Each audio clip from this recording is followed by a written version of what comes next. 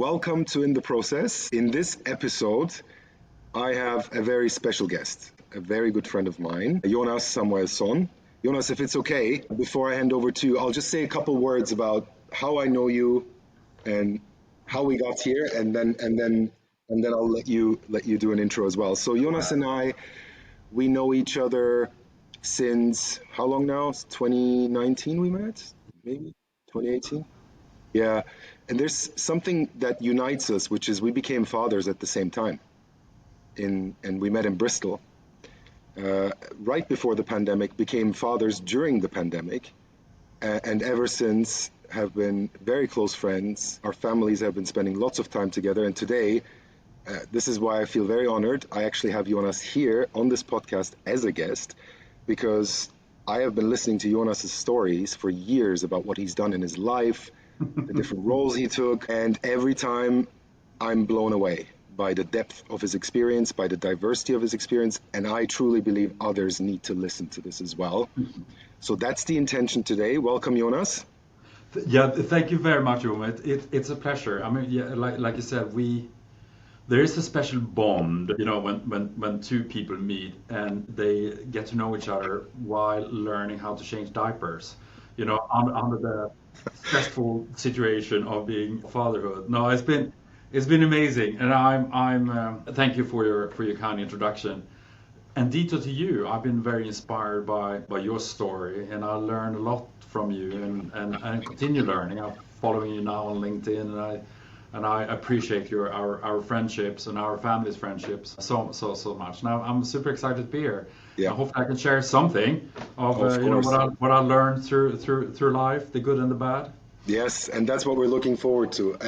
And I guess for those listening, Jonas will tell us a little bit more about it, but just a headline in terms of what kind of the roles Jonas takes in life right now. He's a senior director at PADI, the professional diving organization. He's also a professional diver, and he will tell us much more about his story. In the process, our podcast is about leadership, so we will also touch a lot on the subject of leadership and get Jonas's views on that based on his experiences and what he does, who he is as a person. So Jonas, if you're ready, I'll kick it off with the first question, which is, can you tell us about your story? Because I know you've told me many times, but I want others to hear that as well. What got you to where you are today? Where do you come from? Like, where are you right now? Tell us a little bit about your story. It's a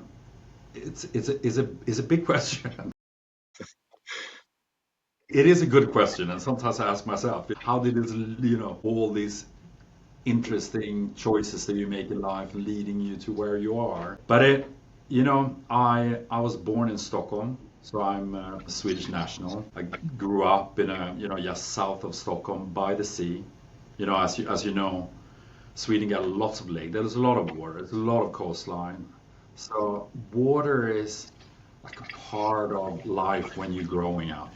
You swim and you sail and you fish. Every time you're running out, and it was different then. Like it was before the iPad, and you were out playing all the time, and we were mainly playing by the sea because that's what we have, right? I live very close to the coastline, so the Baltic Sea, but there's also a lot of lakes. And remember, as a little boy, I was always fascinated by water. Going down with my sister, my brother, and my friends, we're sitting there fishing, and I was always looking down. I remember that I was always very curious about what I couldn't see, and to explore things. And I was always wondering, what is it down there?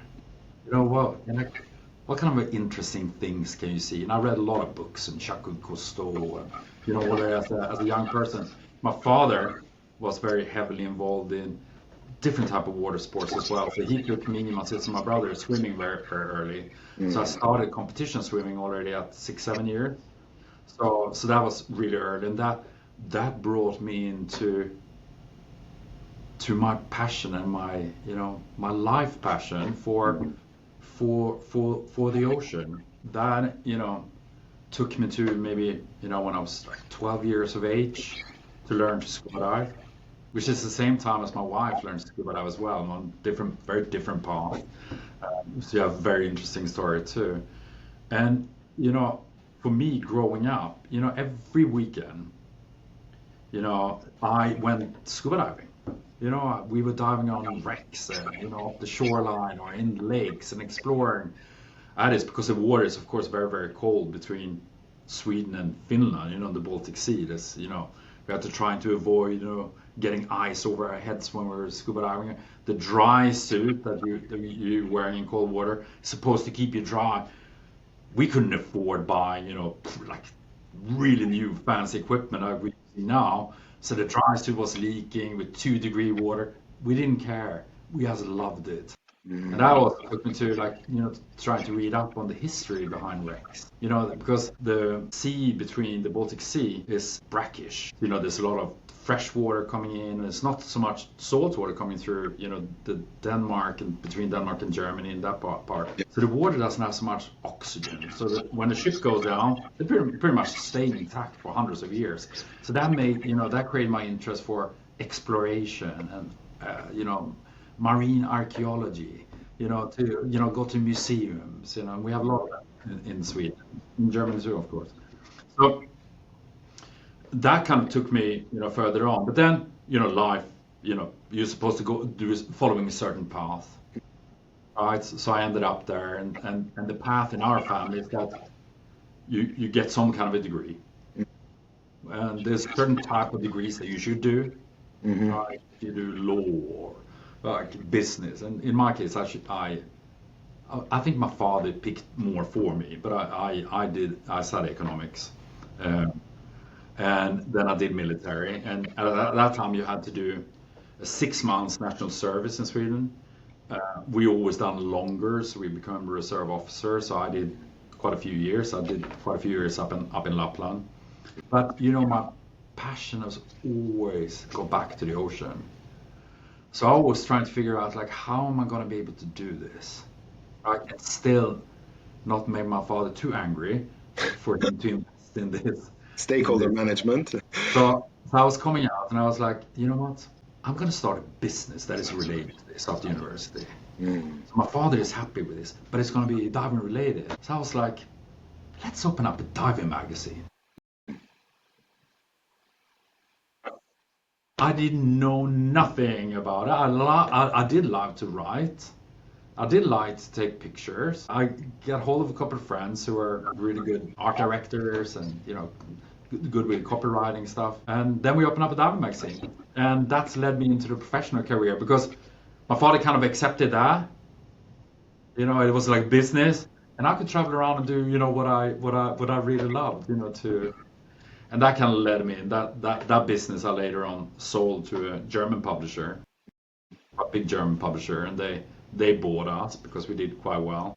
And with that money, I invested in my first dive center, which was in Thailand, and on a small little island called Koh Tao.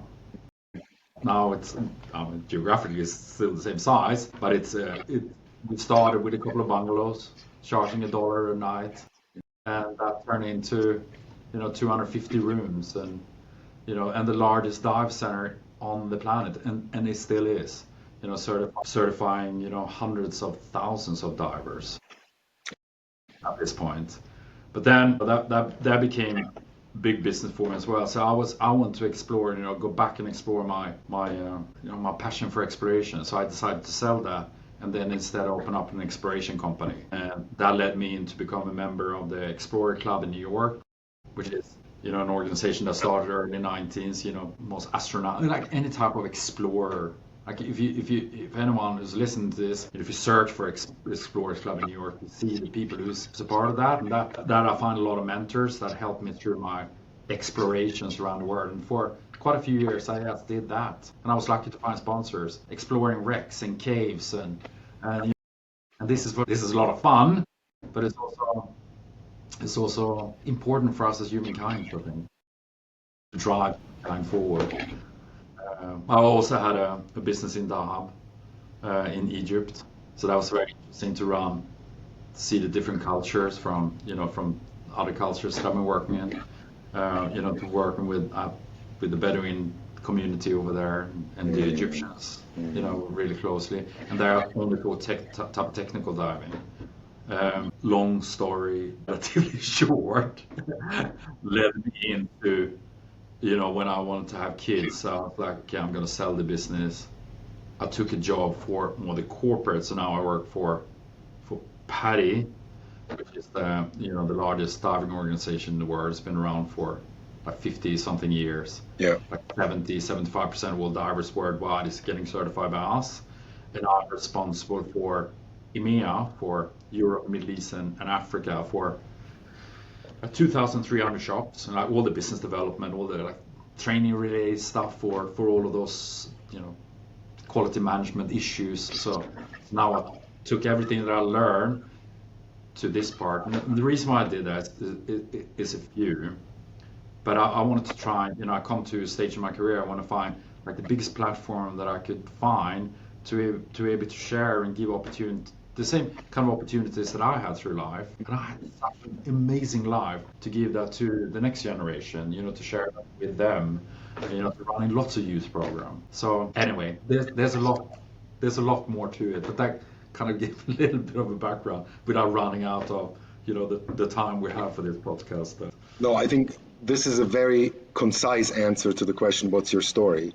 Because as you said, it's a deep question, what's your story? It's not about what do you do, it's about, what's your story? Where do you come from? Who are you? So thank you for sharing, Jonas. And there's so much, I just want to kind of reflect back some of the things that kind of hit me as you talked. One is from an early age, the curiosity that you mentioned around when you were by the sea, that you were curious about what's, I think you used the expression, what is beneath what I cannot see right now? The sea, what is beneath there, that level of curiosity. I also heard you say the word exploration several times. So kind of exploring, I link it back to some values and things that drive you. So I want to ask a question right now, a little bit spontaneous. As I listened to you, I got curious. What do you think in your story is the red thread that connects them all? What was it that you were holding on and kept moving through life with so far? I think curiosity is one of them. And then passion, I think is another. To be brave enough to say to yourself and to the rest of the world that this is what I like. You don't have to like the same thing as I do. And it might look weird for you, but this is what I love. And this is what I'm going to do. And commitment as well, I think. It's like, so I choose something that I'm passionate about, but I'm also committed to be the best I can be in that particular field. And I think that is something that is coming up spontaneously to me. Yeah. And thank you for sharing. I think bravery or courage is another one, definitely, that, like you said, that I heard out of this as well, the way you managed expectations from the family in a way that's reasonable, executable, and then kind of lean into your passion and turn that into your profession is beautiful. That's one thing, that, but I want to say this here as well, when with people listening, is one thing I've always admired about you is that you followed your passion and turned that into your profession. And I think it's quite admirable as well that you noticed actually that you have a chance now to give that back to others, other divers. And that what you do right now kind of serves that purpose, which is also beautiful. So thank you for sharing, Jonas, which kind of courage, serving others, follow your passion, purpose, all of that brings us to the topic of leadership. And I'm curious, as a professional diver, how do you define leadership? What makes a good leader in a professional diving? That's my question to you, but I also want to mention that I know I listened to some of your stories about diving to 200 meters plus, high pressure environment, etc. So if you could also maybe weave that in, that would be great. When we're teaching instructors or instructors, the people who teach instructors, because we do evaluation for them. When we do the introduction for them, we always say, in terms of like knowledge and skills, that's the easy part. You maybe don't have that part, but I can teach you that. What you need to have is the attitude. That's what you need to bring in. But, the diving industry is really wide, and I've done a lot of stuff, worked in a lot of fields in the diving industry that, I worked with manufacturing, like how to communicate, how to speak underwater using full face masks. I've been running dive centers, but also the exploration, the technical side, and, the scientific part of, what kind of gases do you breathe at different depths? Because not so many people know about this. But when we talk about exploration, like the extreme type of diving, what very few people in this world do. When you're talking about diving deeper than 200 meters, I mean, you're talking about numbers of people that have been on the moon, kind of depth. It's not many people who, it's a handful who do this kind of diving. So when you're leading a team doing that kind of diving, trust is very important. Like the trust from the team and within the group has to be there. And, and that trust, is based on your behavior. Your behavior within the group and as a leader. And it's about role modeling, but also like stepping up and showing them, first of all, that you have the knowledge and the skills, of course, to be able to lead the teams safely, but also that you have the attitude and build it up their trust. And this could take a long time. And I think, and I utilize a lot of it because now it's more of a business environment. But lots of the skills that I learned through diving and running teams for like this type of exploration, I'm utilizing in day to day, like honesty and transparency, building up the trust, the respect that you have. And I'm not for hierarchies, like we all have different roles in an organization, whatever that is. And the same thing in a team, when you do exploration, you have safety divers, you have the deep diver, you have different roles, but it's not every role is equally important. You can't do it without them. And that's something I'm bringing into my team as well. Like all these components that you have, regardless if it's an exploration dive or if it's running a corporation like we're doing now. Yeah. But every important, so, and show that kind of respect to each one of the team members and give them a voice as well. A lot of times, I go out on the floor and listen to people doing customer relations because it's interesting to hear their voice because they are the one who's facing the customers. And what kind of a challenge do they see? Anyway, as you notice, I didn't prepare my answer so well, so you can take it forward with this. That's what makes them beautiful. And I really love the way you connect your leadership experience, the skills, the capabilities between diving and, say, professional leadership in business. Yeah. I mean, they're all interrelated. Yeah, very much so. I mean, like the exploration diving, because you need to know that everybody's doing each one of the components for the simple reason that otherwise we will all die. So it's the extreme case, but you can apply a lot of that into business as well. Hopefully we're not going to die if we choose a business decision, if we mess up a budget. But the principle is the same. But also equally that care and that passion that you have with the diving part, to carry that in and show that you're passionate as a leader about what you're doing, because the rest of the team is going to feel that as well, and be honest with your team, that and in the fact that you're not perfect as a leader. I'm not perfect. I have things to learn as well, but you have skills that I don't, and we complement each other, right? And acknowledge those skills within your team and highlight. Yeah, I think that's beautiful to describe, and what I just keep thinking about as you speak is, for decades, the business world's been focused on driving more inclusive cultures, better performing teams, get leaders to step up and really own their role, because it's quite a sacred role. You step into leadership. And just as you describe diving, the way you describe leadership in diving just feels so natural.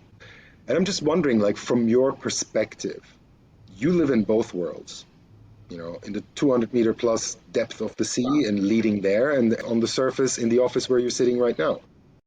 What do you think the business world can learn from professional diving in terms of leadership? What would be 2 or 3 things you would recommend we need to bring more into the business world, the business cultures? There's quite a few things, I think. But I think as a leader, first of all, you have to ask yourself, why am I doing this? Why why am I in this position? And if you can't answer that one with the answer that you're actually doing something that you enjoy and like, then you probably should maybe question yourself and ask, maybe I should choose a different path in life. Because, for yourself and for your team, because you need to have, regardless of what it is that you're running as a business or whatever activity you choose, I think people is going to see through that if you're not passionate, if you're not passionate, at least care about what you do. That you genuinely want to improve the life of other people and your organization. I think people are going to see through that, and I think you should probably choose a different life path then, if you can't have that. So I think that the passion, but I think also respect for your team, and understand that regardless what role they have, all of us are equally important components in, to drive this. And then, with that passion and, ensure that everybody's then, and that's going to come naturally, I think, that everybody's aligned. Because with diving, to dive to 200 meters, every minute counts. So you all agreed on exactly where are you going to be pretty much every single second of the dive. Because it's important, because maybe you breathe maybe 10 different type of gases. Everybody has to change gas at the same time. They have to come out to safety divers. So everybody's agreeing aligned to that beforehand. And some of those dives can take 2 weeks to plan. Same thing here is that you need to get your organization to be completely aligned, not because you tell them to, but because they truly believe that this is the right direction for the company. And when you get that alignment, I think there's nothing really that can stop you as an organization. Everybody working in the same direction, and you can, create wonders. And if you make a mistake, that's okay. But at least you did it together as a group. And then you learn from that, you improve, and that's fine too. I do a lot of mistakes, Umit, privately and professionally. But, take what you do seriously, but don't take yourself so seriously. Work together and solve the problem, and then identify those, especially with exploration diving, because there's not really any books to read. So a lot of it, we figure out what kind of a helium blend are you going to use on 200 meters in comparison with other inert gases and oxygen, etc. Yeah. And then you kind of try it out. And sometimes it works, sometimes it doesn't. No different with business. But as long as you don't take yourself so serious, be serious with what you're doing, but just show how passionate you are and bring your team, align your team, and then take it from there. And that's a nice way of actually describing that subtlety. Like take serious what you're doing, what you're responsible for, but don't take yourself too seriously, because we're all learning. No one has it all figured out. You keep underlying passion as the foundation to show up, because people see through it. And this week someone said really something interesting to me, actually, a good friend of mine. He's a writer, and he said, most leaders struggle with getting people to follow them because they think people follow perfection. But what people actually follow is authenticity. Very true. Because you want people, again, I'm quoting him, but he said, when people listen to you as a leader, they want to be able to see themselves in you. Yeah. They want to be able to say, I can do this too. And when you just mentioned mistakes, right? I think I'm linking this all back to being human. I'm hugely passionate about that. Being human and being imperfect and showing up like that in something you truly passionately believe in, and just keep going, and so just kind of wanted to play that back at you. But when I think from what I heard from you, it's clear passion, it's caring, it's respect, and it's that alignment, not necessarily hierarchy. Yes, couple people have roles, safety diver, etc. But when you're down underwater, there is that alignment, right? Yeah, absolutely. Everybody agreed to, where are we going? And there's no difference with an organization. We have different roles, and everybody respects each other's roles. And I've been quite lucky in that sense, and it seems to be working, because I think one good example of that is that I'm lucky to have the people staying with me for a very long time. We have very little rotation of staff. First of all, we can, they find new roles so they can learn. But I think it's a part of that too, working together as a team. But I think also my background of working in many different environments, many different cultures, to understand that, referring back to being human, you realize when you worked in a lot of different countries, you met a lot of different countries with lots of different religions, you realize we are all exactly the same. We all have the same kind of needs and wants in life. And when you understand that, then especially with an international company, the office that I'm running, we operate as PADI, we operate in 183 countries and regions, whatever. And our office is over 100 countries. It's a lot of different cultures and languages and stuff. But when you realize that fundamentally we all the same, we want the same thing. And that goes for your team as well. I mean, we have, I don't know, 25 different nationalities working directly in our office, and of course our membership, many more, and that helps you as well.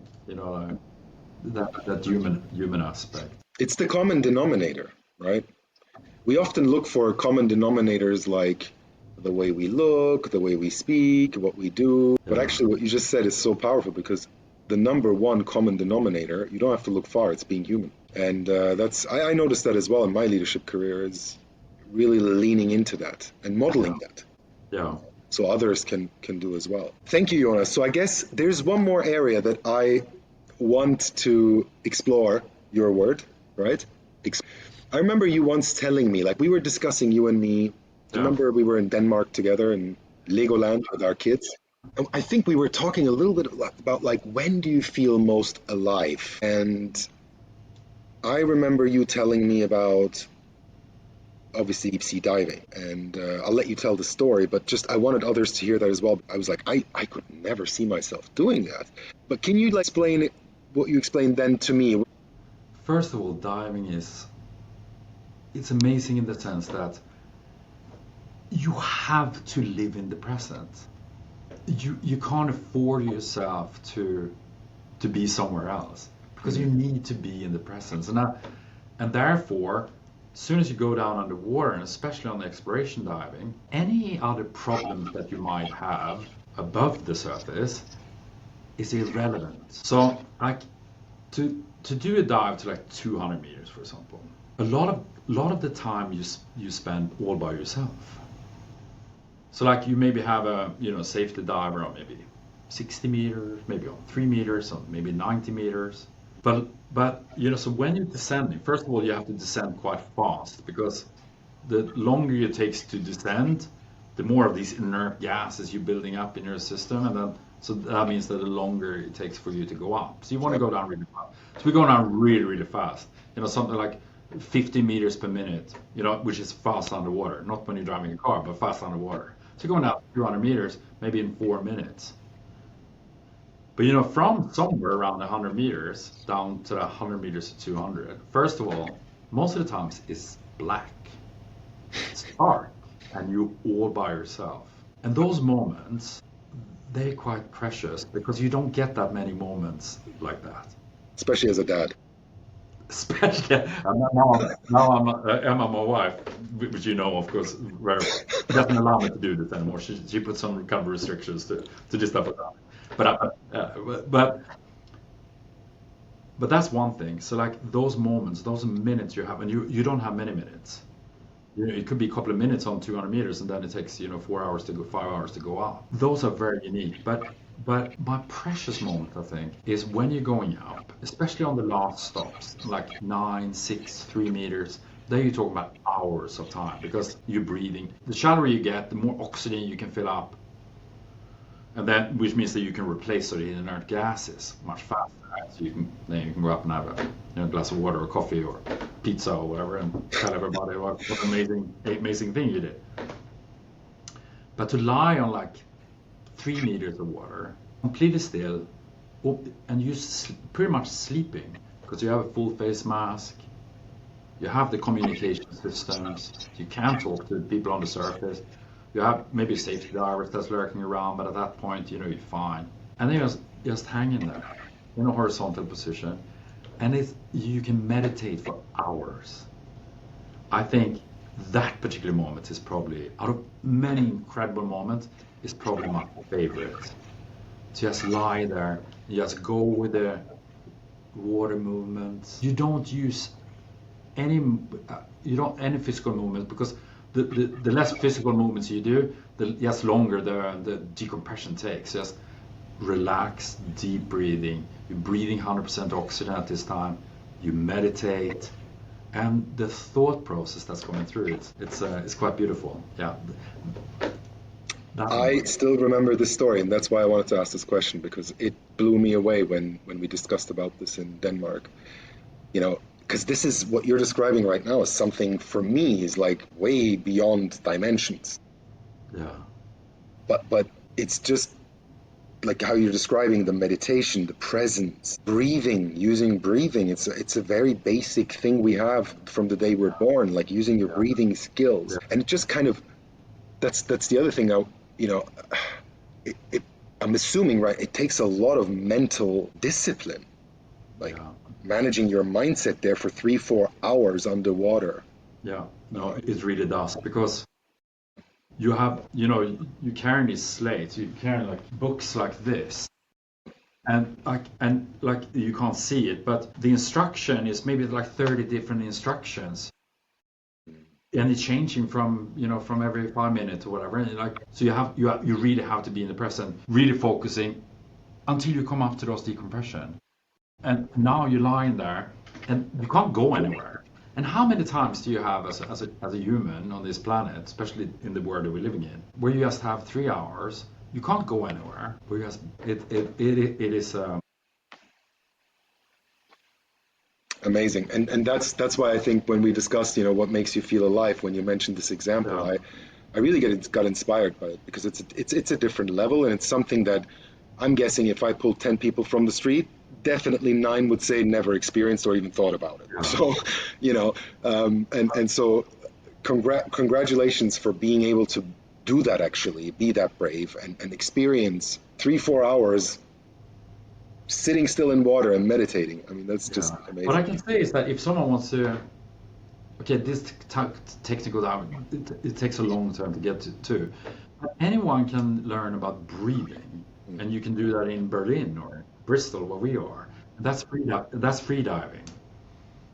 Just in a, when you take some, I really enjoy free diving too, and I'm looking forward to introduce my children to free dive, because the breathing there has helped me a lot of times in my career as a leader. When you're getting stressed, to breathe properly, it really works. And of course, that's what you're doing in meditation. But, you can take anyone from the street, those 10 people you talked about, you can take any of those 10 people, and you ask them, how long can you hold your breath for? And they will hold the breath for 45 seconds maybe. But I can guarantee you, within 10 minutes, we can make each one of them to hold their breath for 2 to 3 minutes. By just, understanding how to breathe, using the diaphragm. And that helps you in your leadership as well, to calm you down. Because stress is never good, when you're making complex decisions. Yeah.